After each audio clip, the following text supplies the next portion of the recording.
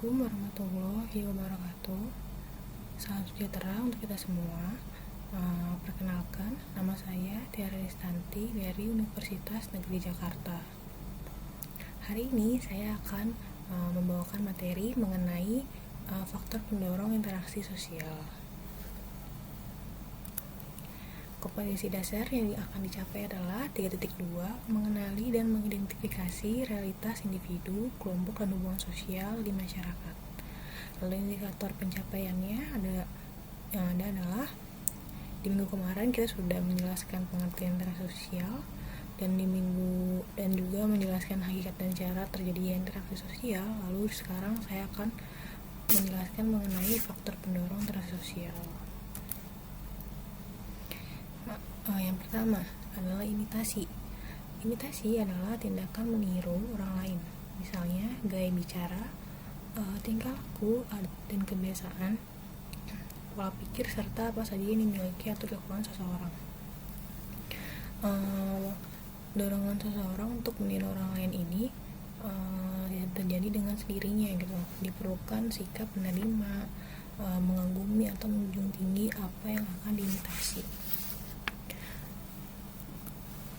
Lalu ada syarat yang harus dipenuhi dalam mengimitasi adalah kita harus memiliki minat atau perhatian terhadap objek atau subjek yang akan ditiru.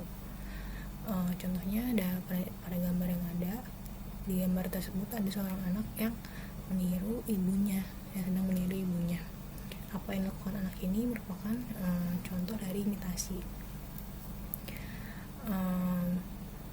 Imitasi ini mempunyai peran penting dalam interaksi sosial, bisa mendorong seseorang untuk mematuhi norma dan nilai yang ada di masyarakat gitu. Contohnya misalnya seorang anak yang meniru orang dewasanya itu membuang sampah pada tempatnya. Itu kan dia meniru sesuatu yang baik ya untuk ditiru. Namun imitasi juga dapat menghasilkan tindakan yang negatif atau menyimpang.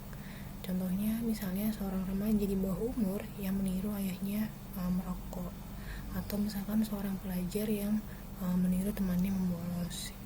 Itu merupakan contoh dari tindakan yang tidak patut dicontoh. Begitu. Selanjutnya ada sugesti. Sugesti ini berlangsung ketika seseorang memberi pandangan atau pernyataan sikap dan diterima oleh orang lain. Sugesti ini biasanya muncul ketika si penerima sugesti tidak dapat berpikir secara rasional. Nah, dia tuh akan langsung menerima segala anjuran atau nasihat yang diberikannya. Kemudian dia meyakini kebenarannya. Nah, pada umumnya sugesti ini berasal dari hal-hal berikut. Yang pertama, berasal dari orang yang berwibawa, karismatik, atau memiliki pengaruh yang kuat. Contohnya seperti misalnya orang tua atau misalkan pemuka agama. Itu kan biasanya misalkan pemuka agama itu kan berwibawa atau karismatik dan memiliki pengaruh yang kuat di masyarakat. Orang tua juga memiliki pengaruh yang kuat dalam keluarga, dalam lembaga keluarga. Lalu orang yang memiliki kedudukan lebih tinggi dari penerima sugesti, misalnya seperti atasan di kantor, atau kan misalnya seorang guru yang memberi sugesti kepada siswa. Di sana kedudukan guru kan lebih tinggi daripada siswa ya, gitu. Lalu kelompok mayoritas terhadap minoritas. Misalnya ini dalam satu rapat ada seseorang yang nggak menyetujui suatu keputusan. Nah, namun karena anggota rapat yang lain berpendapat sebaliknya, ia pun mengubah pendapatnya gitu, karena ia tersugesti itu oleh pendapat orang lain gitu. Nah, reklame atau iklan di media massa. Contohnya nih, iklan deterjen yang mampu menghilangkan noda. Dia tuh mengklaim dapat menghilangkan noda dalam hitungan detik. Kemudian iklan tersebut tuh dapat mempengaruhi konsumen untuk membeli produk tersebut karena ia tuh sudah tersugesti gitu, atau terhipnotis oleh iklan tersebut. Ini juga ada merupakan salah satu dari contoh reklame yang mensugesti mensugesti kita untuk hidup bersih dan membiasakan mencuci tangan pakai sabun. Lalu ada Sprite. Sprite ini juga bisa menjadi sugesti ketika cuaca sedang panas, terlihat sangat segar gitu ya. Itu kan sangat mensugesti kita untuk membeli Sprite.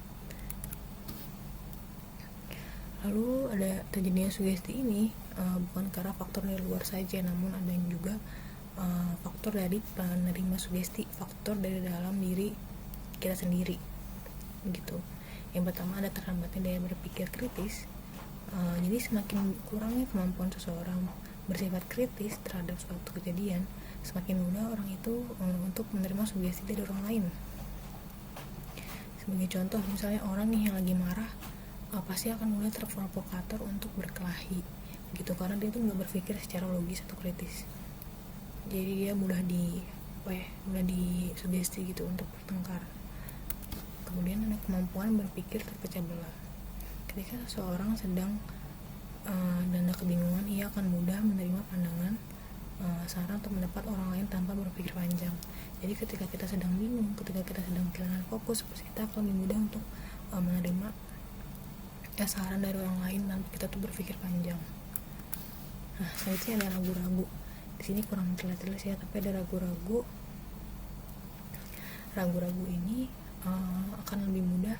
Ketika kita sedang ragu-ragu, kita akan lebih mudah tersugesti. Bahkan ketika kita sedang ragu, kita biasanya akan meminta teman kita nih untuk meyakinkan kita nih supaya nggak ragu. Nah, kita meyakinkan teman kita itu adalah salah satu bentuk dari sugesti gitu. Kita meminta sugesti dari orang lain gitu. Selanjutnya ada identifikasi. Identifikasi merupakan kecenderungan atau keinginan seseorang untuk menjadi sama. Jadi fokusnya ini adalah untuk menjadi sama dengan pihak lain atau meniru secara keseluruhan. Identifikasi bersifat lebih dalam daripada imitasi karena dapat membentuk kepribadian atau karakter seseorang itu menjadi sama dengan orang lain. Contohnya itu adalah seorang anak yang mengidolakan misalnya artis Korea. Ia tuh berusaha mengubah penampilannya agar sama dengan idolanya. Jadi dia tidak hanya meniru gerakannya, tapi dia juga meniru misalkan gaya rambut, warna rambut, warna mata seperti softline, kemudian cara berbicara, misalkan yang tadi dia jadi bicaranya kasar, jadi bicaranya jadi sangat lembut, tutur kata yang jadi lembut karena dia ingin menjadi sama dengan idolanya gitu. Identifikasi ini tuh merupakan kelanjutan dari proses imitasi dan sugesti yang memiliki pengaruh yang sangat kuat. Identifikasi adalah kelanjutan dari proses imitasi dan sugesti yang memiliki pengaruh yang sangat kuat. Ini ada contohnya, fotonya ada orang yang, kalau nggak salah ini adalah orang yang mengoperasi plastik dirinya agar mirip dengan tokoh Superman, dan itu merupakan contoh dari identifikasi.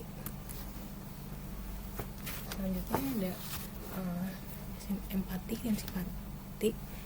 Ini bukan dua hal yang berbeda ya, tapi dua hal yang hampir menyerupai, namun titik letak perbedaannya hanya pada tindakan yang dilakukan. Kita mulai dari simpati dulu. Simpati ini merupakan ketertarikan seseorang pada orang lain. Seseorang menempatkan dirinya dalam keadaan orang lain dan merasakannya. Kalau empati ini merupakan simpati mendalam yang dapat mempengaruhi kondisi fisik dan jiwa seseorang. Jadi kalau simpati itu kita paham gitu keadaan orang lain dan kita ikut bersedih misalkan ya. Tapi kalau empati itu kita biasanya ikut menangis dan terdapat aksi yang dilakukan seperti kita tuh membantu orang tersebut. Kalau simpati itu kita hanya ikut bersedih atau ikut berdoa, atau misalkan kalau ada suatu musibah nih ya, misalkan musibah banjir, kita nonton dari TV, kita bersimpati kayak oh kasihan nih gitu, kasihan banget ya gitu, terus kita ikut sedih, ikut berbelasungkawa. Tapi kalau empati kita biasanya ikut menangis karena kita tuh merasakan penderitaannya dirasakan oleh korban, terus kita ikut turun ke ke tempat musibah tersebut, ikut membantu gitu. Itu yang dinamakan empati. Nah, dalam interaksi seseorang misalkan nih bertemu dengan orang yang belum dikenal, dia pasti akan berusaha nih mencari informasi tentang orang itu. Nah, agar kita tuh dapat mendefinisikan atau memahami situasi untuk menjadi dasar berinteraksi. Nah, ini ada sumber informasi yang dibutuhkan dalam berinteraksi. Sebelum kita berinteraksi, yang pertama ada usia. Biasanya tuh kita berinteraksi dengan lebih tua itu pasti berbeda dengan kita berinteraksi dengan teman sebaya atau yang lebih muda. Kita akan menggunakan tutur kata yang lebih sopan ketika kita berinteraksi dengan yang lebih tua. Lalu ada jenis kelamin dapat mempengaruhi interaksi seseorang bagaimana maksudnya gitu. Contohnya gini, misalkan laki-laki yang cenderung menghindari perkumpulan perempuan yang sedang membicarakan tentang kosmetik. Itu contoh yang mudahnya ya, seperti itu. Lalu ada penampilan fisik. Jadi menurut penjelasan di buku, ada penelitian nih yang menunjukkan bahwa orang yang berpenampilan menarik cenderung lebih mudah mendapatkan pasangan. Tapi ini tuh nggak selalu benar ya, dan bukan sesuatu yang harus digeneralisasi, bukan sesuatu yang umum, tapi berdasarkan penelitian saja. Misalnya juga nih, makanya penampilan fisik ini sangat mempengaruhi dalam berinteraksi. Apabila kita berpenampilan menarik nih, fisik menarik, pasti kita akan mudah memikat atau mendapatkan teman. Berbeda ketika kita misalkan nih kita melihat orang di jalan, pasti kita kan sering kan melihat orang nih tidak beralas kaki, yang bajunya agak lusuh atau kotor, kemudian juga rambutnya nggak kurus, kita mungkin akan segan gitu ya untuk memulai percakapan dengan orang tersebut begitu. Lalu warna kulit nih, warna kulit ini contohnya di Afrika pada masa era apartheid. Orang kulit putih ini nggak mau berinteraksi dengan orang kulit hitam. Namun prasangka seperti itu udah nggak ada lagi, udah sangat tidak diperbolehkan lagi prasangka seperti ini, dan sudah berubah seiring berjalannya waktu. Terakhir ada pakaian. Seringkali nih seseorang yang berpakaian bagus atau misalkan menggunakan jas, atau misalkan berpakaian yang kelihatannya mahal, lebih dihormati daripada orang yang berpakaian lusuh gitu. Seperti pada yang kemarin baru viral, ada sebuah kafe nih yang menolak kita masuk menggunakan sandal. Itu kan juga cuma sebagai bentuk diskriminasi dari penolakan berinteraksi gitu kan, dari pakaian. Tadi ada wacana. Jadi wacana ini adalah informasi yang kita dapatkan ketika kita mengobrol atau berbicara dengan orang tersebut gitu. Misalkan gini, misalkan kita menanyakan jalan, kita menanyakan jalan kepada seseorang di pinggir jalan gitu. Terus kita bertanya mengenai, misalkan bertanya tentang Rawamangun ya, terus orang itu dapat dengan mudah menjawab pertanyaan kita dan menjawabnya dengan familiar gitu. Jadi kita bisa dapatkan informasi nih, oh berarti orang ini mungkin tinggal di sekitar sini, atau mungkin rumahnya di dekat sini.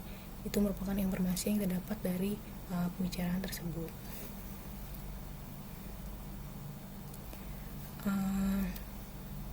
Terakhir ada 2 tahap interaksi sosial menurut Mark Knapp dan Avita Evangelisti. Ada 2 tahap pendekatan dan tahap perenggangan. Jadi dalam berinteraksi ada 2 tahap, kita mendekat kemudian kita merenggang gitu. Di tahap pendekatan ada tahap memulai, initiating, menjajaki, experimenting, meningkatkan, intensifying, yaitu padukan, integrating, dan mempertalikan atau bonding. Sebagai contoh di sini adalah ketika kalian nih naik kelas atau misalkan naik jenjang dari SMP ke SMA, kita pasti akan kenal teman baru, kita pasti akan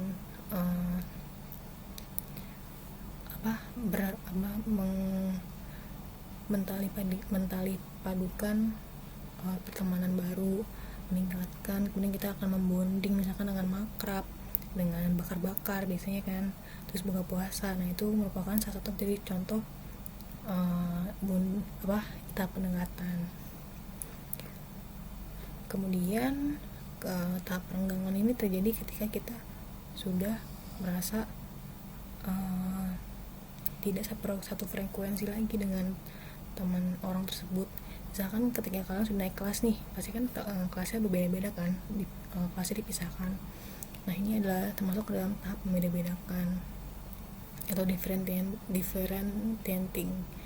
Kemudian ketika kita sudah merasa oh dia beda nih sama teman yang baru nih yang di kelas sekarang, kok dia nggak kayak temen aku yang baru yang gini ya. Nah itu kan kita udah membeda-bedakan. Kemudian kita akan membatasi hubungan kita dengan teman kita di kelas yang lama tersebut, karena kita merasa kita sudah tidak sejalan lagi atau tidak sama lagi gitu kan. Kalau kita akan memacetkan atau menghindari itu, kita misalkan ketika bertemu dia kita tidak bertegur sapa gitu, hanya sekedar tersenyum saja yang biasanya kita mengobrol menjadi hanya tersenyum saja, membahaskan senyum.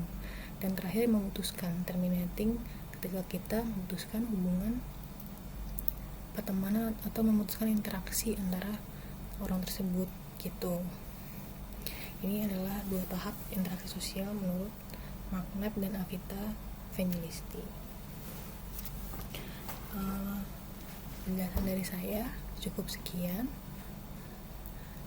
Terima kasih atas yang sudah menonton dan menyimak video ini. Semoga video ini bermanfaat untuk kita semua dan dapat menambah ilmu kalian semua. Terima kasih banyak. Mohon maaf bila ada kata-kata yang kurang dipahami. Boleh tanya di Google Classroom. Wassalamualaikum warahmatullahi wabarakatuh.